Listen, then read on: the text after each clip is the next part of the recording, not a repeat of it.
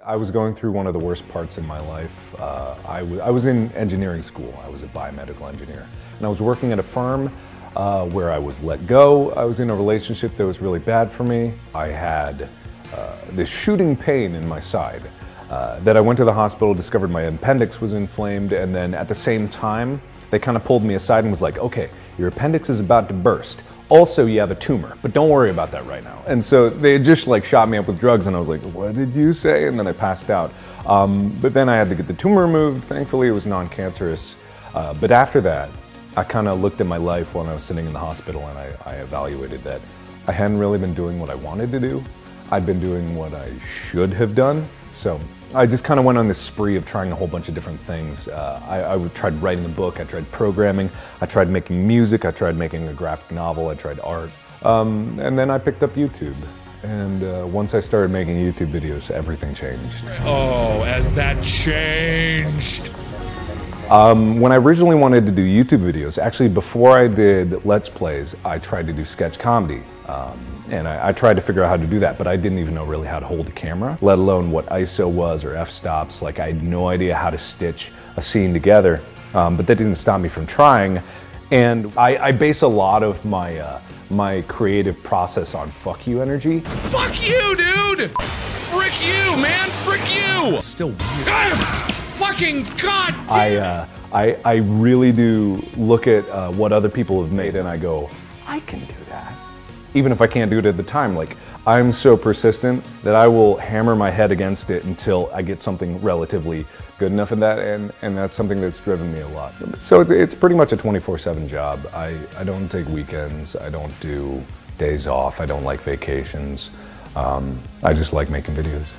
And here we stand, making cake. Are you ready, manly man?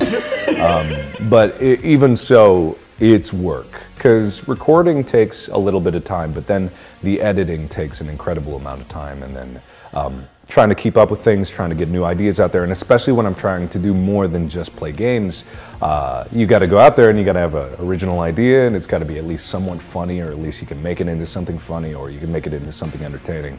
But the best thing about YouTube is that it is completely free.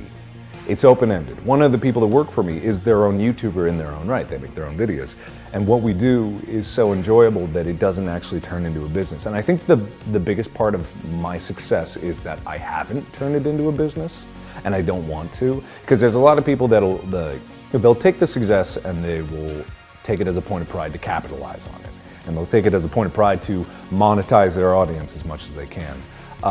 But for me, I think that distorts the true meaning of what YouTube was all about, which is about making videos for people. Oh yeah, I totally forgot. I was going to get recycling. And I do it for what is generally free, but has become really, really, really, really, really worthwhile because of ad revenue. And it's something that's hard to come to terms with, but with that, I'm able to give my friends jobs, and I'm able to work with them, and we're able to travel, and we're able to experiment, and I'm able to like get new equipment and try new things, and I'm able to put that money back into making bigger and better videos. What you make stands as landmarks in the timeline of your entire channel, and if you base yourself on the progress of those videos, then you can really see the trajectory where you're gonna go. And every video that I've ever made is a lesson, and I've learned from it.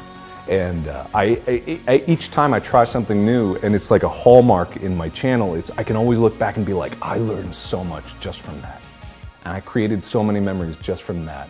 And I see that in my fellow YouTubers. I see the landmarks that they have made. And that's the most beautiful thing to me, is even though it's changed and a lot of people, like, they're business minded, and that's fine, I've got nothing wrong with that, but even so, you still see the creative landmarks, no matter where you look.